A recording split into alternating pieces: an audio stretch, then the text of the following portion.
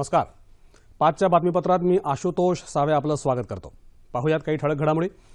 देशाची अर्थव्यवस्था सुदृढ असल्यानं विमुद्रीकरणासाठी हाच काळ विचारपूर्वक निवडला असं पंतप्रधान नरेंद्र मोदी यांनी आज लोकसभेत स्पष्ट केलं. राष्ट्रपतींच्या अभिभाषणावरच्या धन्यवाद प्रस्तावाला ते उत्तर देत होते. भ्रष्टाचाराचा शेवट वेगवेगळ्या प्रकारच्या अनधिकृत गुंतवणुकीत होतो, पण त्याची सुरुवात रोख रकमेपासून होते.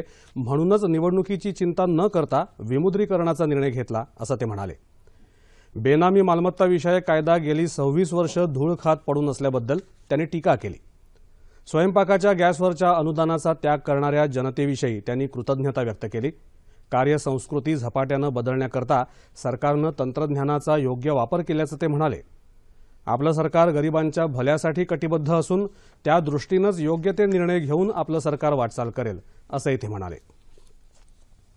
मुंबई महानगरपालिका निवडणुकीच्या पार्श्वभूमीवर भाजपाचे मुंबई प्रदेश अध्यक्ष आमदार आशिष शेलार यांनी आज मुख्यमंत्र्यांच्या उपस्थितीत जाहीरनामा प्रसिद्ध केला. या जाहीरनाम्यात पारदर्शक कारभार, स्वच्छ मुंबई आणि सर्वसमावेशक विकासाचं अभिवचन मुंबईकरांना देण्यात आलं आहे. गरीब वस्त्यांमधल्या पायाभूत सुविधांसाठी 1000 कोटी रुपयांचा गरीब विशेष निधी उभारणार, महापालिका सेवा हमी कायदा करणार, तसंच 5 वर्षात मुंबई खड्डेमुक्त करण्याचं आश्वासन या जाहीरनाम्यात देण्यात आलं आहे. येत्या 5 वर्षात मुंबईला 24 तास पाणी पुरवठा करून पाण्याचे दर स्थिर ठेवण्यात येतील. मालमत्ता कर प्रणाली 5 वर्ष स्थिर ठेवण्यात येईल. प्रत्येकाला स्वतंत्र कर देयक देण्यात येईल. नगरसेवक तसंच कंत्राटदारांना प्राप्तिकर विवरणपत्र सादर करणं बंधनकारक करण्यात येईल. गैरव्यवहारात सहभागी असणाऱ्या कंत्राटदार, नगरसेवक, अधिकारी आणि मदतनीसांवर मोक्का कायद्याखाली कारवाई करण्यात येईल. अशी अनेक आश्वासनं या जाहीरनाम्यात देण्यात आली आहेत. शिवसेनेचे पक्षप्रमुख उद्धव ठाकरे यांच्या पाठीशी उभं राहण्याचं आश्वासन पटेल आरक्षणासाठी लढणाऱ्या हार्दिक पटेल यांनी आज दिलं. ते आज मुंबईत मातोश्री इथं उद्धव ठाकरे यांच्याबरोबर संयुक्त पत्रकार परिषदेत बोलत होते. हार्दिक पटेल आणि शिवसेना हे सामाजिक प्रश्न सोडवण्यासाठी एकत्र आले आहेत, राजकारणासाठी नव्हे असं प्रतिपादन ठाकरे यांनी केलं. मुंबई महानगरपालिका निवडणुकीत युतीशिवाय भरघोस मतांनी जिंकून येणार असा दावाही उद्धव ठाकरे यांनी यावेळी केला. हिंदू मतांची विभागणी होऊ नये यासाठी यापूर्वी गुजरात, गोवा आणि अन्य ठिकाणी शिवसेनेचे उमेदवार उभे केले नव्हते असं उद्धव ठाकरे यांनी स्पष्ट केलं.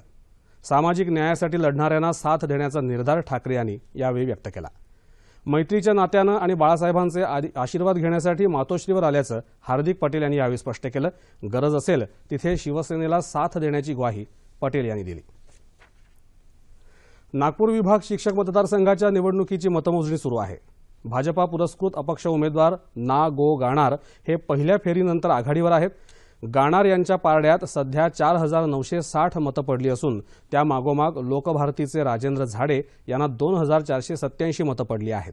त्यामुळे गाणार यांनी 2473 मतांची आघाडी घेतली आहे. सेंट उर्सुला गर्ल्स हायस्कूलमध्ये ही मतमोजणी सुरू असून संध्याकाळपर्यंत निकाल अपेक्षित आहे. या मतदारसंघात काही मतदान केंद्रांवर फेरमतदान घेण्यात आल्यामुळे मतमोजणी 1 दिवस विलंबानं होत आहे.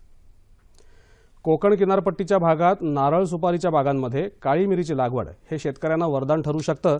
मात्र अद्यापही या लागवडीचा म्हणावा तितका प्रचार आणि प्रसार झालेला नाही. या पिकांमधून शेतकऱ्यांना चांगला अर्थलाभही होऊ शकतो. काळी मिरी हे आंतरपीक न राहता मुख्य पीक होऊ शकतं. या संदर्भातली माहिती कोकणातल्या शेतकऱ्यांना व्हावी आणि त्यांनी या पिकाच्या उत्पादनाकडे वळावं या दृष्टीनं कोकण कृषी विभागानं काळी मिरी महोत्सव आयोजित केला आहे. माळवण तालुक्यातल्या बांदिवडे इथं 10 फेब्रुवारीला सकाळी 10 वाजल्यापासून दिवसभर हा कार्यक्रम मिलिंद प्रभू यांच्या बागेत आयोजित केला आहे. यावेळी उत्पादनापासून विक्रीपर्यंत सर्व घटकांचं मार्गदर्शन करण्यात येणार आहे. याचा शेतकऱ्यांनी लाभ घ्यावा असं आवाहन कोकण कृषी विभागाचे सहसंचालक अशोक लोखंडे यांनी केलं आहे. उत्तर भारतात अनेक ठिकाणी पाऊस आणि हिमवृष्टी झाली. जम्मू काश्मीरमध्ये हिमस्खलनाचा इशारा देण्यात आला आहे.